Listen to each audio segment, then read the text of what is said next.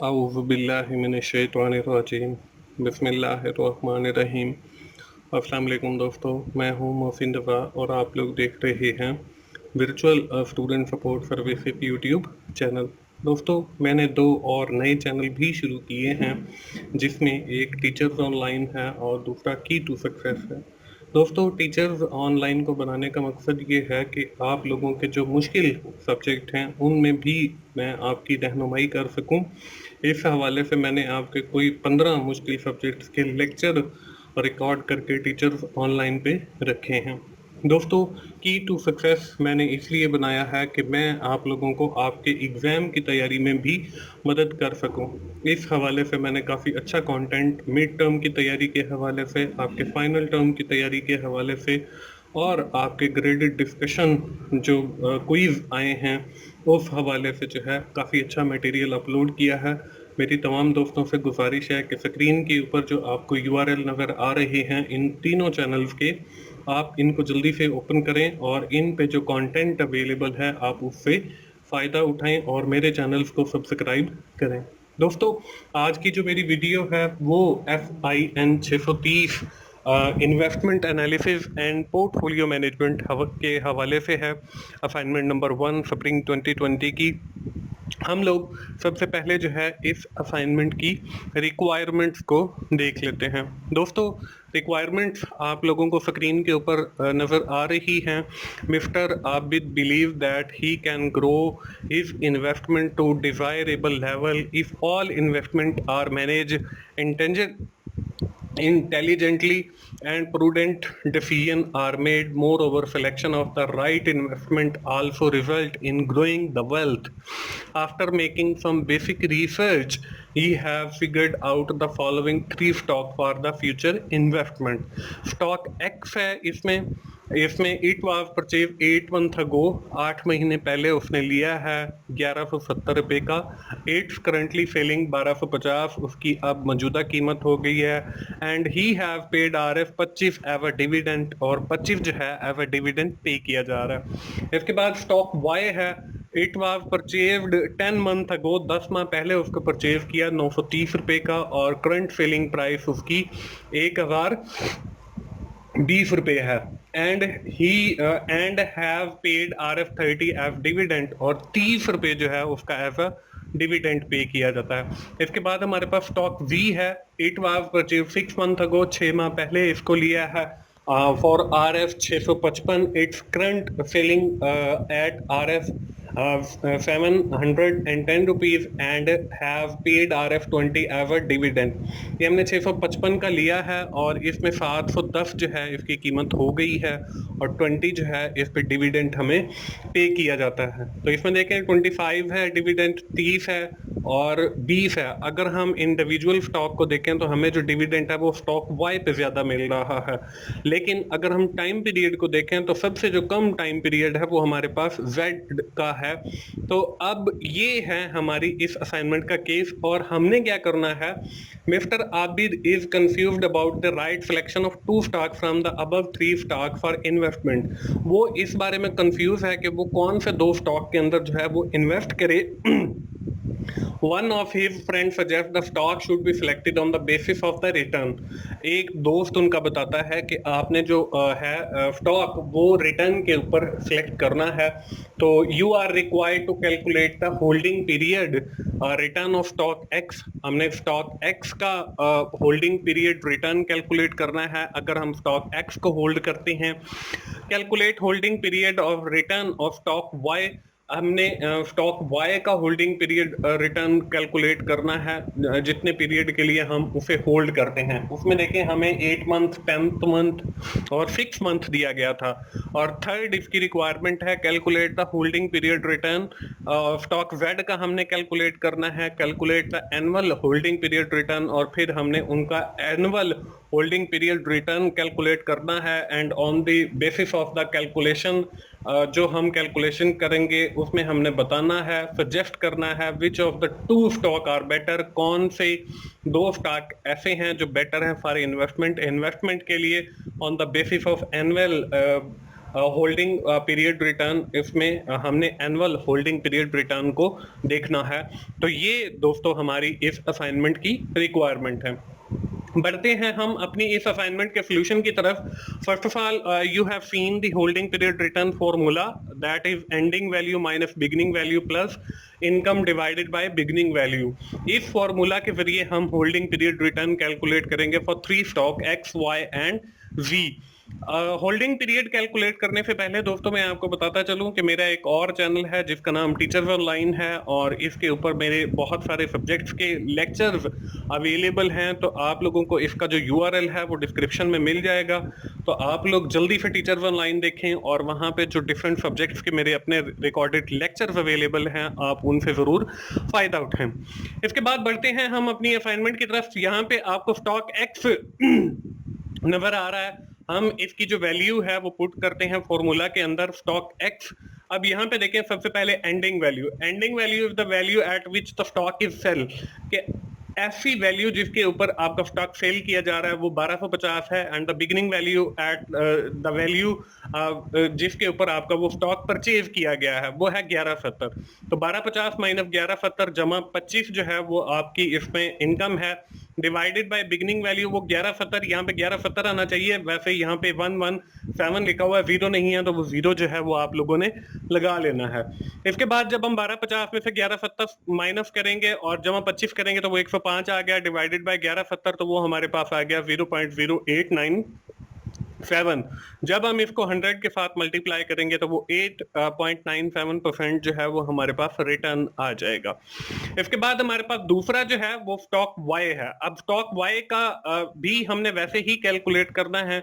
तो अब यहाँ पे देखें, स्टॉक वाई की जो है आपको स्टेटमेंट लिखी हुई नजर आ रही है। इसको 10 मंथ अगो जो है वो परचेज किया गया है 930 का, 101,20 इसकी सेलिंग प्राइस है, और 30 इसका डिविडेंड है। वही हम पुट करेंगे एंडिंग वैल्यू। एंडिंग वैल्यू हमारे पास 1,20 है, माइनस 930 जो है बिगिनिंग वैल्यू है, जमा 30 जो है इसका डिविडेंड या इनकम है, डिवाइडेड बाय 930 बिगिनिंग वैल्यू आ गए। जब हमने 1,20 में से 930 माइनस किया, जमा 30 किया तो 120 आ गया। 120 को हमने तकसीम किया 930 के साथ, तो हमारे पास जवाब जो है 0.1290 आ गया। जब हमने इसको मल्टीप्लाई बाय 100 किया इसकी फ्रैक्शन खत्म करने के लिए, तो हमारे पास 12.90% जो है इसका होल्डिंग पीरियड रिटर्न आ गया स्टॉक वाई का। अब इसके बाद जो है हमने स्टॉक वी का जो है मतलब वेड का होल्डिंग पीरियड जो है वो रिटर्न कैलकुलेट करना है। स्टॉक वेड आ गया जी। इसमें भी वही फॉर्मूला यूज करेंगे, ending value minus beginning value plus income divided by beginning value. अब यहाँ पे देखें, हमारी जो एंडिंग वैल्यू है वो हमारे पास 710 है, इसकी बिगिनिंग वैल्यू जो है वो हमारे पास 655 है, और इनकम जो है वो 20 है। तो हम यहाँ पे देखें 710 माइनस 655 जमा 20 जमा डिवाइडेड बाय 655। तो 710 माइनस 655 जमा 20, तो ये हमारे पास 75 जवाब आ गया। 75 और तकसीम किया 655 के साथ, तो हमारे पास जवाब जो है वो 0.1145 आ गया। तो इसको जब हमने मल्टीप्लाई बाय 100 किया तो हमारे पास जवाब जो है वो 11.45 आ गया। तो अब देखिए हमारे पास तीनों जो स्टॉक हैं, स्टॉक एक्स की जो हमारे पास होल्डिंग पीरियड रिटर्न आया है वो 8.97 आया है। इसी तरह अगर हम स्टॉक वाई को देखें तो वो हमारे पास 12.90 आया है, और इसी तरह अगर हम स्टॉक वेड को देखें तो वो 11.45 आया। तो अब हमें नहीं पता चल रहा कि हम कौन से दो स्टॉक के अंदर इन्वेस्ट करें, क्योंकि अगर हम स्टॉक एक्स को देखें individually without calculating the holding period तो वो हमें बेटर लगता है, क्योंकि उसमें जो है 8 मंथ है और उसका जो डिविडेंड है वो 30 है।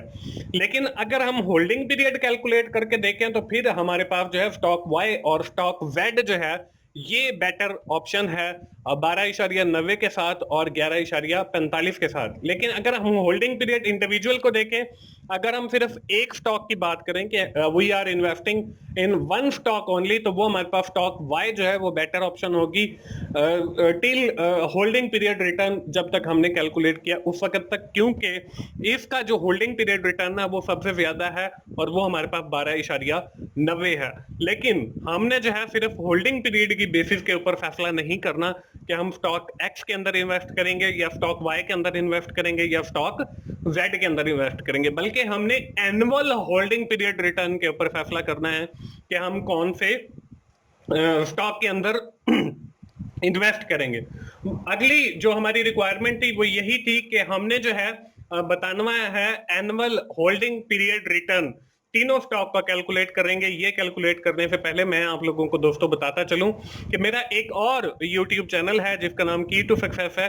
दोस्तों की टू सक्सेस के ऊपर मैंने आपकी मिड टर्म की तैयारी के हवाले से, आपकी फाइनल टर्म की तैयारी के हवाले से, आपके ग्रैंड क्विज के हवाले से बहुत अच्छा कंटेंट अपलोड किया है। उस चैनल का जो यूआरएल है आपको इस वीडियो के डिस्क्रिप्शन में मिल जाएगा, तो आप जो है की टू सक्सेस पे जाएं। ना सिर्फ वहां पे जो कंटेंट अवेलेबल है आप उससे फायदा उठाएं, बल्कि मेरे चैनल को सब्सक्राइब करते हुए मुझे सपोर्ट भी करें, जैसे आपने मुझे virtual student support services YouTube channel के अंदर प्रमोट किया।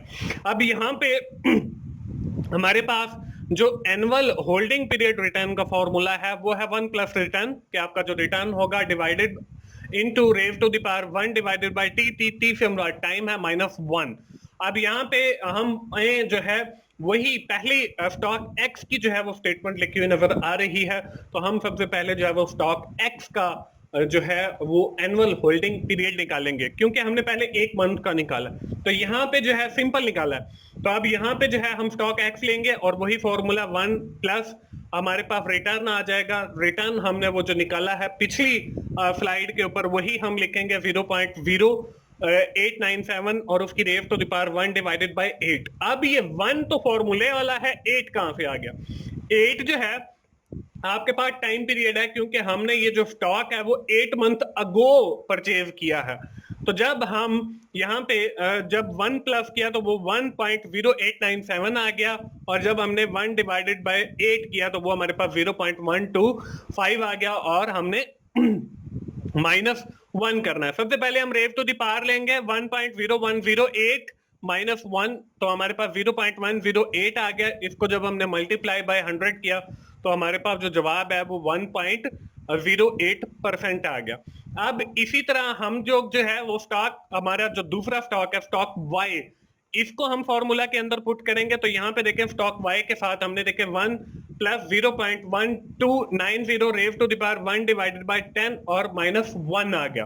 अब आगे जब हमने कैलकुलेट किया तो वो 1.1290 और उसकी रेव टू द पावर 0.10 -1। जब हमने रेव टू द पावर निकाली तो हमारे पास आ गया 1.0122 -1।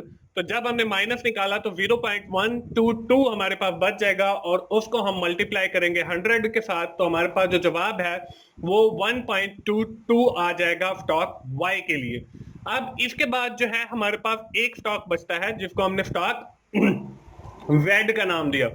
उसकी वैल्यू भी हम पुट करेंगे अपने फॉर्मूला के अंदर। तो यहाँ पे देखें आपको नजर आ रहा है 1 प्लस 0.1145 जो हमने पिछली स्लाइड के ऊपर रिटर्न कैलकुलेट किया था, होल्डिंग पीरियड रिटर्न, और उसकी raise to the power 1 divided by 6। अब ये 6 जो है वो वही 6 मंथ अगो टाइम पीरियड है, -1 आ गया। तो आगे जो है हमारे पास 1.1145 और उसकी रेव टू द पावर 0.167 और -1 आ गया। इसके बाद देखें आपके पास 1.0182 -1, तो जब आप इसमें से माइनस करोगे तो हमारे पास 0.182 आ जाएगा, और उसको जब हम मल्टीप्लाई करेंगे अपने 100 के साथ इसकी फ्रैक्शन खत्म करने के लिए तो हमारे पास 1.82% आ जाएगा।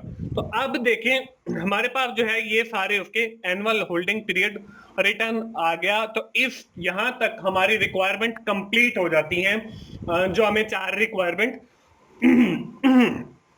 दी गई है। लेकिन उसने हमसे एक चीज और भी पूछी थी, आखिरी जो हमारी रिक्वायरमेंट थी उसके अंदर लिखी हुई थी वो ये थी कि हमने ये भी बताना है कि कौन सा स्टॉक जो है वो हमारे लिए ज्यादा बेटर है after calculating the holding period return as well as the annual holding period return. अब पहली स्लाइड के ऊपर मैंने आपको होल्डिंग पीरियड रिटर्न कैलकुलेट करना सिखाया, on the second slide we have calculate the annual holding period return, और उसका जवाब आपके सामने है।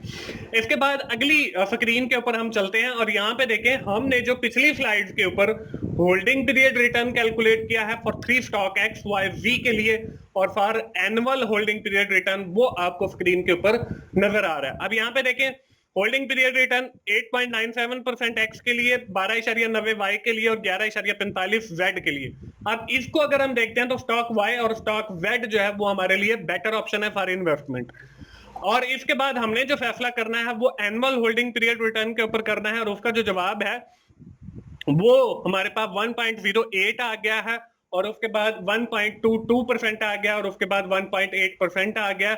On the basis of this calculation, annual holding period return, we have select the stock Y and stock Z for our investment, क्योंकि इनका जो annual holding period return है वो ज्यादा है as compared to the stock X.